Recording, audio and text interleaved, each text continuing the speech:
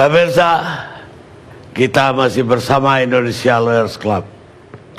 Tadi kita sudah wawancara dengan Brigjen Aris Budiman, Direktur Penyidikan KPK, agar kita lebih tahu tentang siapa Aris Budiman. Kami sudah mewawancarai teman satu angkatan dia di Akpol, juga teman satu angkatan di PT IKA, di Sespim, bahkan ketika mengambil S3 di UI, dia satu angkatan dan pernah sama-sama bertugas juga di Satgas Anti Teroris. Irjen Pol Riko. Warahmatullahi wabarakatuh. Saya mengenal Saudara Brigadir Jenderal Polisi Dr. Aris Budiman sebagai kawan satu angkatan.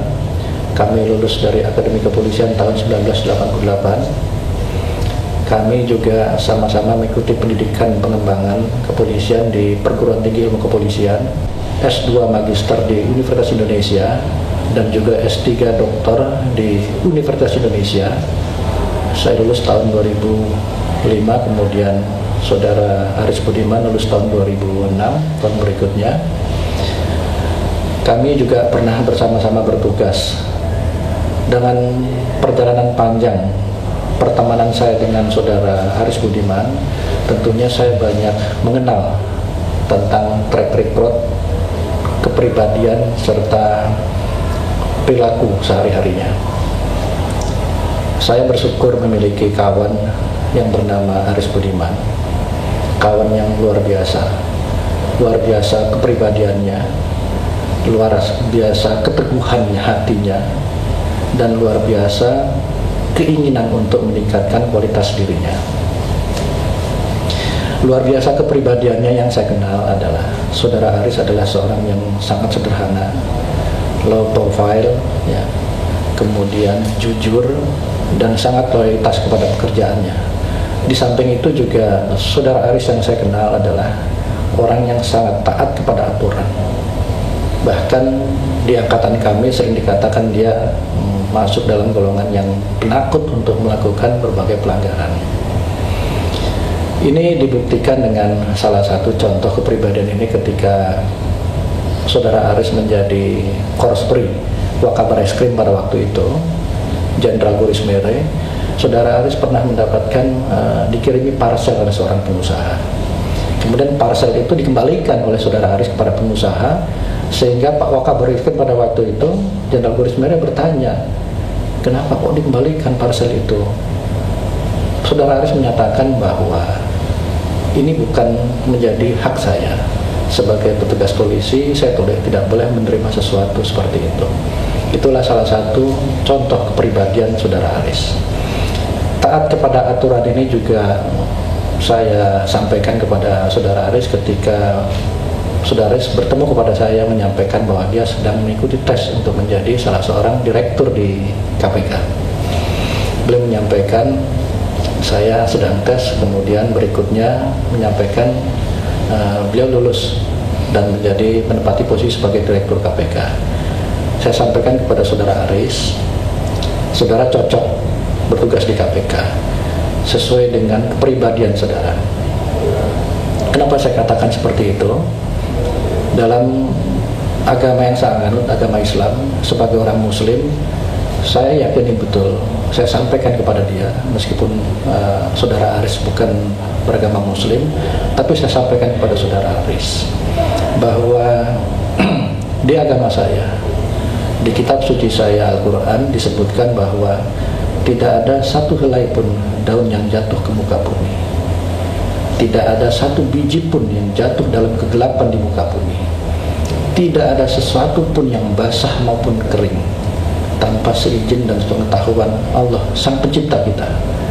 Semuanya telah tertulis di dalam Lauh Mahfuz, dalam fi kitabim mubin.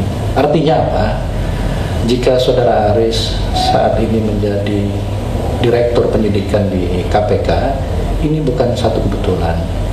Di samping ini adalah sebuah jalan Tuhan, takdir yang harus kita yakini.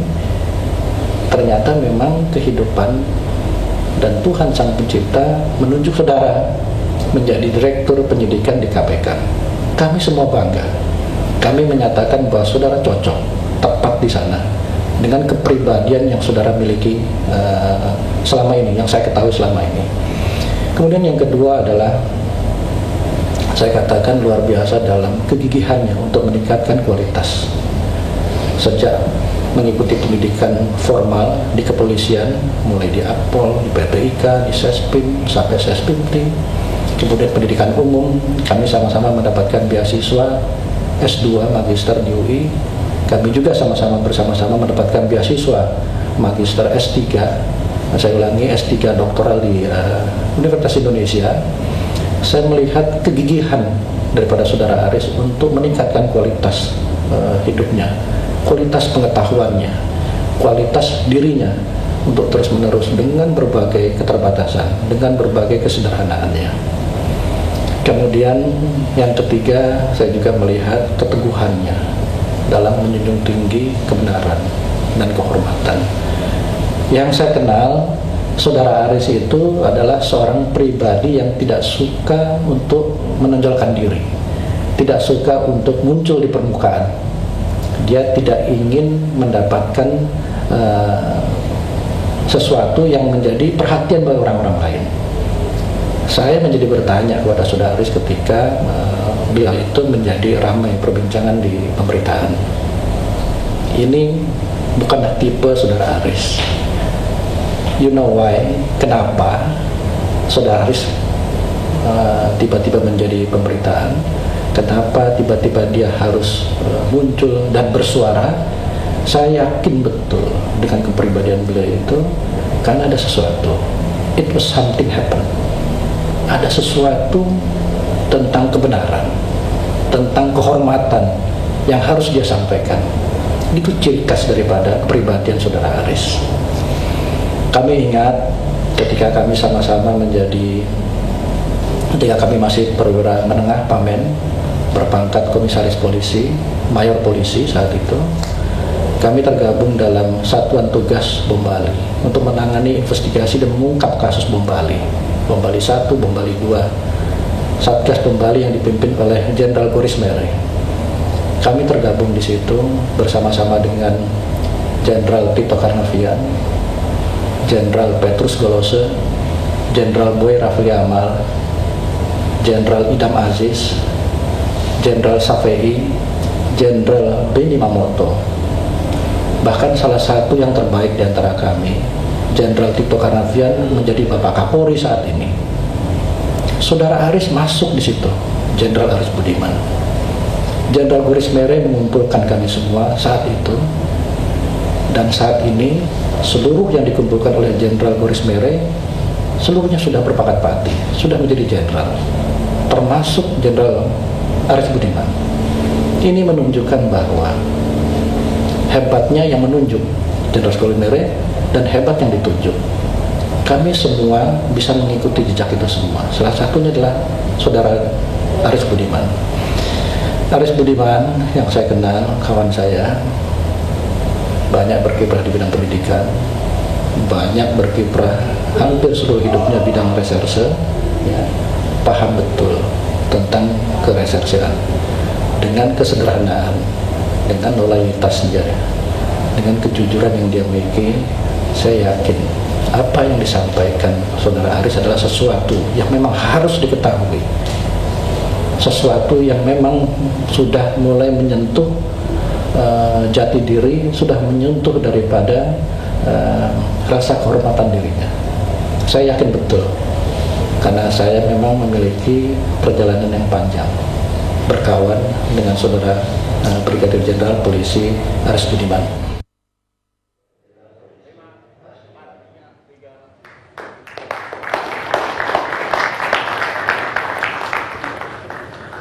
Pemirsa, itulah testimoni dari Irjen Pol Riko Amelza Daniel, sekarang Gubernur Jenderal Akpol. yang teman seangkatan. Sekarang kita dengar mantan kepala BNPT yang pasti pernah membawai Jenderal Aris. Baik, terima kasih Bung Karni. Yang pertama tadi, saya kira pokok permasalahan ini kan antara Novel Aris, masalah integritas. Aris merasa sangat terluka betul ketika dia dituduh bahwa integritasnya rendah, apalagi sampai kepada tuduhan konkret, terima duit, kemudian kolusi dengan DPR, dan semua itu tidak dia lakukan. Jadi kalau orang yang memang integrasinya rendah, Bung Karni, ya itu dia ketawa saja. Tapi bagi orang yang memang kita lihat sampai 29 tahun dia membina karir, meniti karir, dan itu dia konsisten menjaga betul integritasnya, tiba-tiba dituduh seperti itu. Dan kalau di KPK itu ada masalah begitu, itu langsung jadi konsumsi di media luar. Jadi saya sangat paham betul kenapa Aris sampai seperti dia berani mengambil keputusan kalau toh dianggap itu melanggar ketentuan internal di KPK, karena ini masalah yang sangat prinsip sekali. Ini masalah kehormatan harga diri yang dipertaruhkan di sini. Sementara dia sudah berusaha agar pimpinan menyelesaikan. Ternyata kalau saya melihat ada kesan Aris merasa, loh, kok ini bawahan saya yang menyerang saya. Terus saya melapor ke atasan. Atasan bahkan membela yang itu. Lah, ya ini ibarat gelombangnya di dalam itu ya meledak, ya dia keluar. Karena ini masalah harga diri. Dan saya tahu betul anak ini, walaupun tidak dari awal ya, ketika bukan BNPT ya Bung Karni, sejak masih DKPT, kasus bom Bali 1, saya tahu anak ini. Dan saya belum tahu siapa-siapa ketika saya turun ke lapangan bersama Pak Goris, Pak Surya Dharma, Pak Tito di Bali di lapangan. Saya tidak kenal betul anak-anaknya. Saya bilang, siapa anak-anak? Ini Bang, ini pilihan para perwira yang terbaik, kita pilih Pak Goris itu, dan kita latih secara khusus anak-anak, dan terutama masalah integritasnya. Jadi satu udah begitu. Kemudian di dalam interaksi, di dalam operasional itu, pengungkapan kasus, penyidikan para teroris itu, di mana saya ikut langsung karena saya sebagai koordinator waktu itu ditugaskan oleh Menko Polhukam untuk mengkoordinasikan ini penyidik Polri dengan jaksa, dengan di pengadilan, karena masih lempar-lemparan saat itu karena pengalaman pertama ya. Saya melihat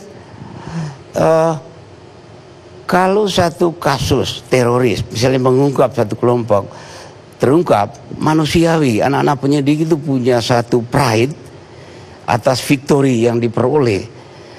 Dan ketika yang manusiawi ini mereka punya pride itu, saya lihat anak ini justru sebaliknya. Dia cenderung menarik dari hingar-bingar euforia itu, keberhasilan, kebanggaan, dan tidak mau.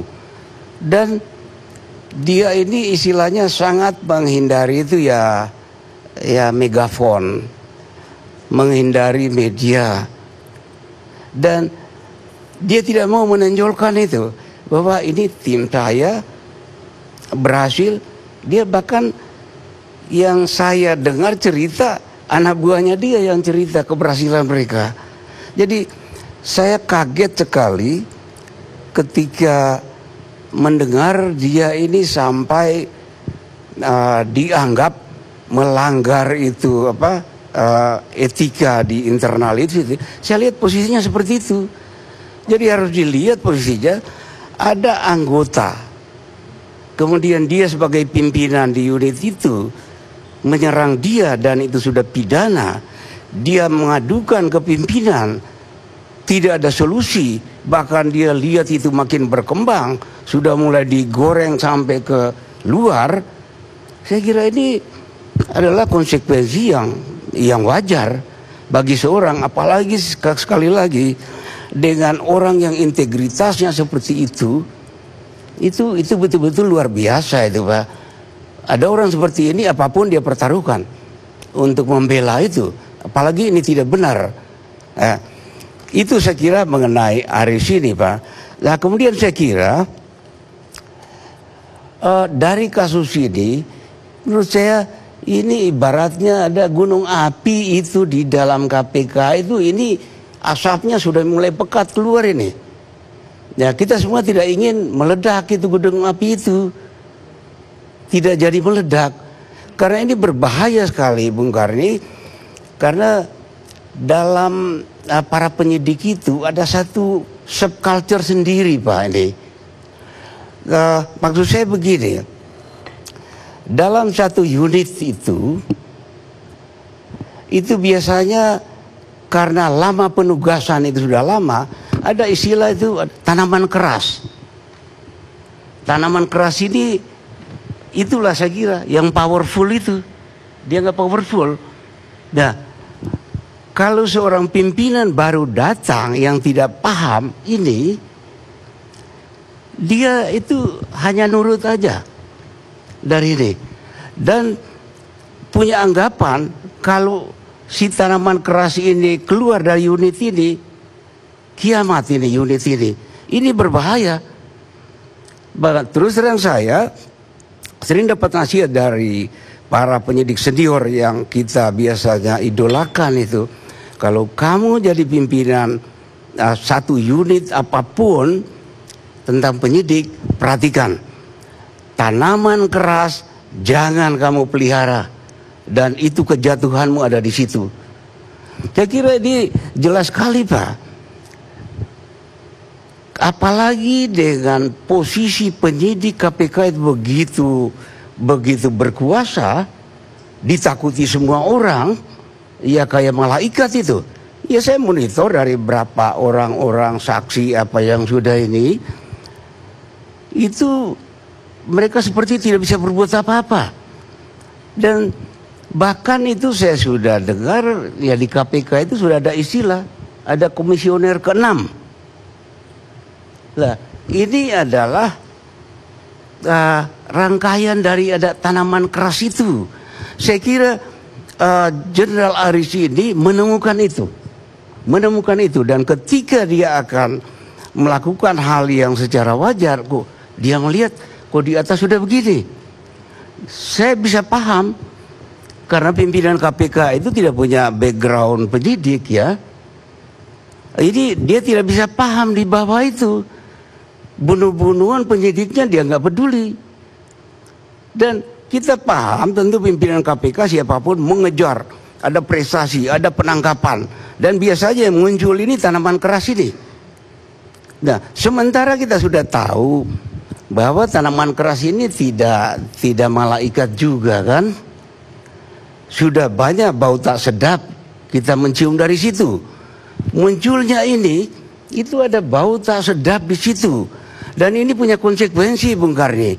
Kalau penyidik seperti itu, ini saya tidak tahu persis apakah kasus itu Miriam itu yang seperti digiring untuk memojokkan itu bahwa Aris begini-begini, tapi saya yakin itu salah satu konsekuensi dari friksi ini. Itu sangat berbahaya. Itu baru itu, Pak. Sementara kita lihat saja ada temuan KPK misalnya, temuan Pansus, salah satunya yang saya ingat betul itu masalah manajemen barang bukti. Dan yang sangat mengkhawatirkan itu bahwa ternyata itu tidak dirubasan.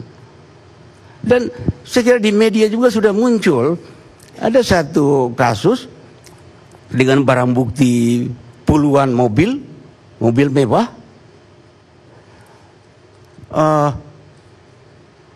Itu dibeli dari seseorang pedagang melalui skema finance, disita oleh KPK, disita oleh negara. Tahu-tahu sekarang sudah kembali ke si penjual awal tadi tanpa prosedur sebenarnya. Nah, di mana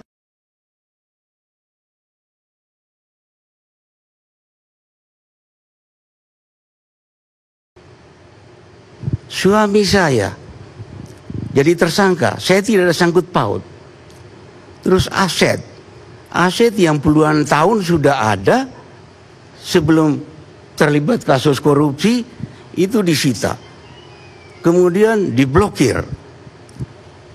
Putusan pengadilan sudah sampai MA sudah inkrah, tidak masuk barang bukti, tapi aset ini yang puluhan miliar ini masih diblokir. Nah, pertanyaannya, terus terang saya tanya sama Pak Indra tadi, Pak yang senior, Prof Romli, itu saya belum dapat pelajaran itu.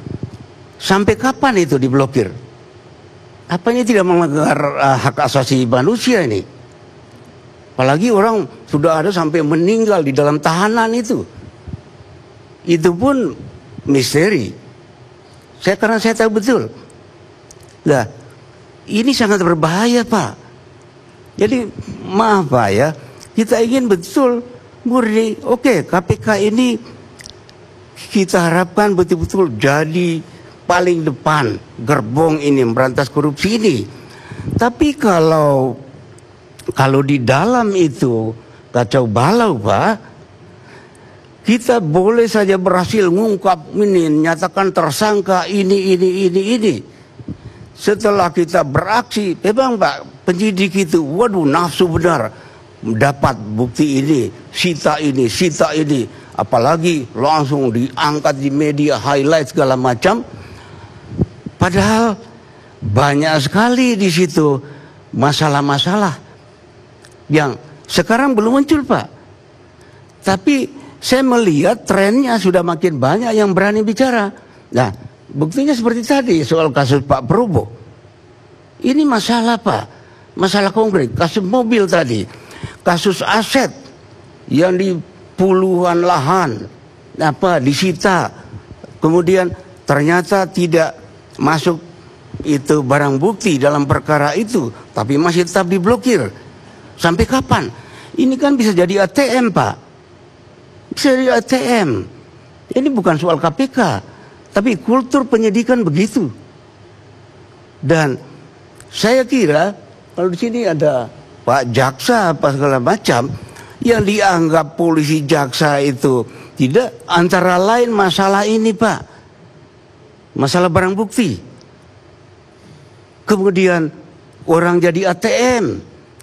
Ini karena klik ini juga saya belum tahu, tapi saya yakin ini akan merembet, termasuk dalam misalnya penentuan tersangka.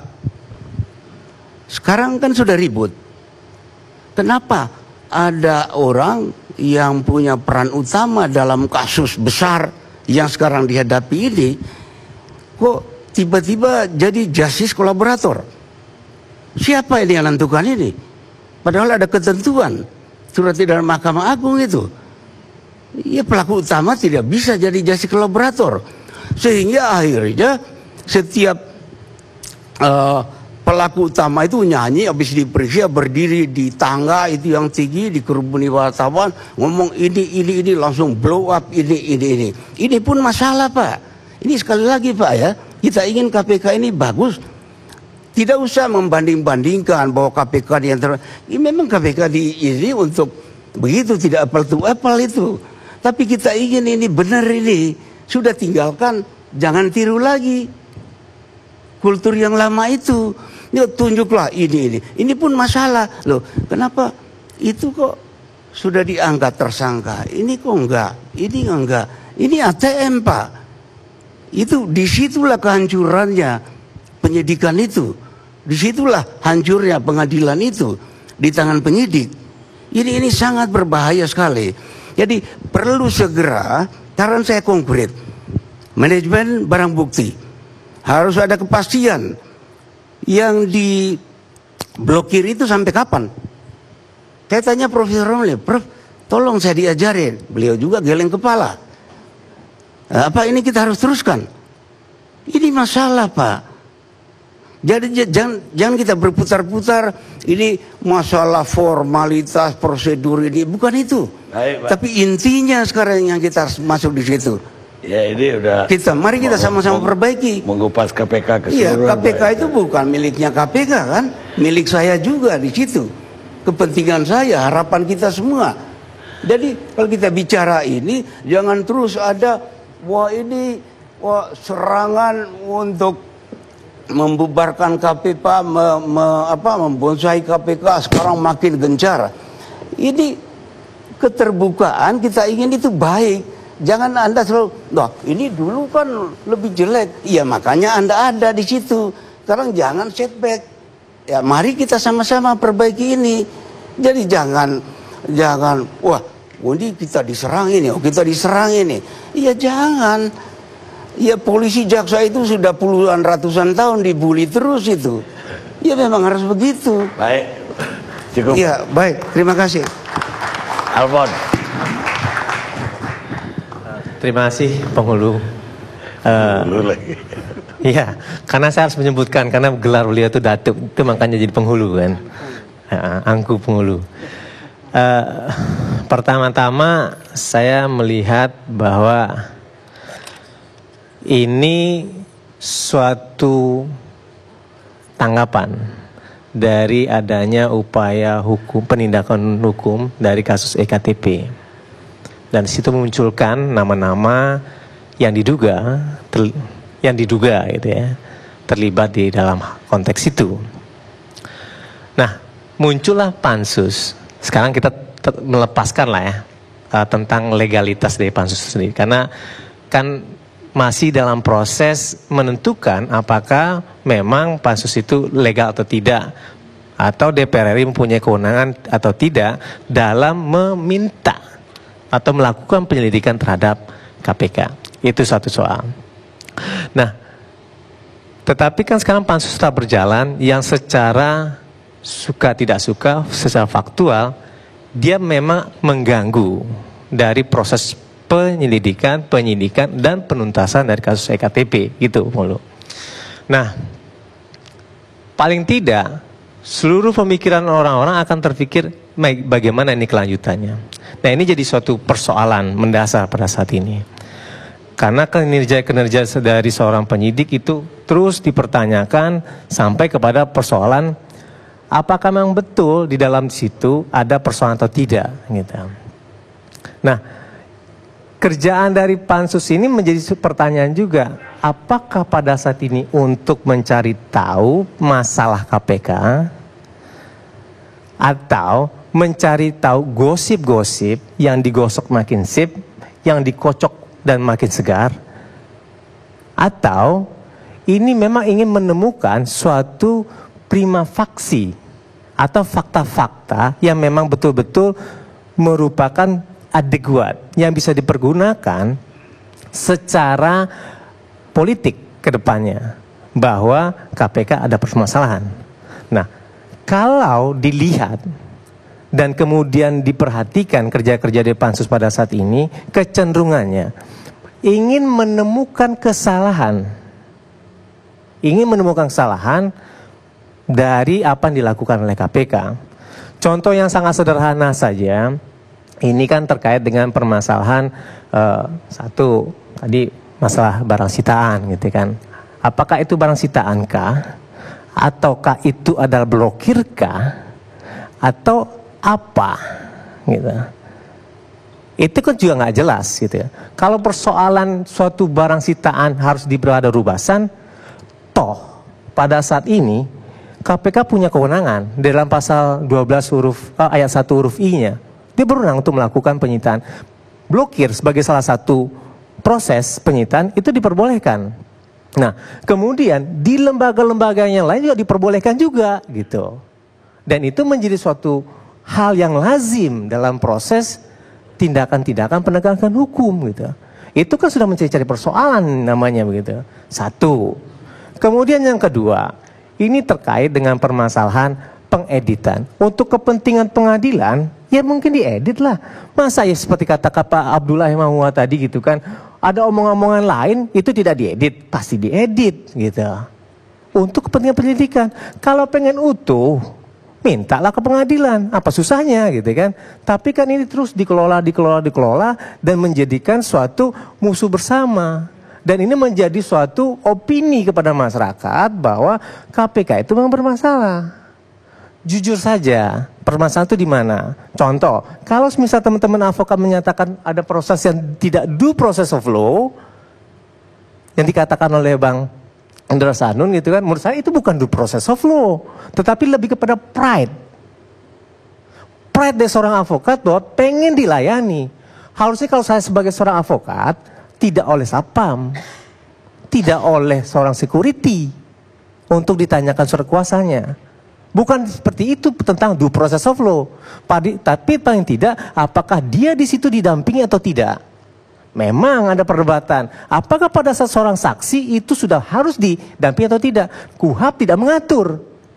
Memang kalau misal kita perbandingkan di beberapa negara, terutama di Eropa, di situ kalau misal potentially suspected itu sudah harus. Tapi ini kan enggak. Dalam KUHP kita tidak mengatur gitu. Nah, ini menjadi soal-soal yang sebenarnya menurut saya jadi ilusi. Yang tidak penting gitu kan untuk dibahas. Tetapi dia menjadi penting, menjadi bahan politik. Nah, ini menjadi problem kita semuanya pada saat ini. Apakah kita memang pengen untuk mencikawi ini atau terus mempertentangkan ini? Karena yang jadi persoalan pada saat ini adalah banyak persoalan korupsi. Dan itu semakin canggih. Nah, oleh sebab itu makanya KPK itu harus menjadi lembaga yang kuat. Kuat di sini dalam artian dia itu independen. Dia itu mandiri gitu. Nah, dengan demikian dia itu mempunyai kesiapan yang kuat untuk menjawab tantangan eksternalnya gitu. Nah, dengan begitu mereka itu bisa benar-benar bernas untuk melihat bahwa ini persoalan korupsi, ini strategi pemberantasan tindak korupsi, dan ini tindakan semacam awareness kepada orang-orang yang lain. Dan pada suatu titik di situ, KPK itu bisa menjalankan suatu visi yang jelas gitu kan tentang pemberantasan tindak korupsi berdasarkan TAP MPR gitu. Nah, sekarang terkait dengan permasalahan novel, saya pikir dia itu menjadi penjaga roh ideologi pada saat ini. Nah, dengan begitu orang itu bisa mencontoh. Kalau misalnya orang mencontohkan pada yang benar kan, bukan yang salah. Kalau yang salah jangan diturutkan. Kalau salah yang diturutkan, yang salah itu adalah yang menurut, begitu.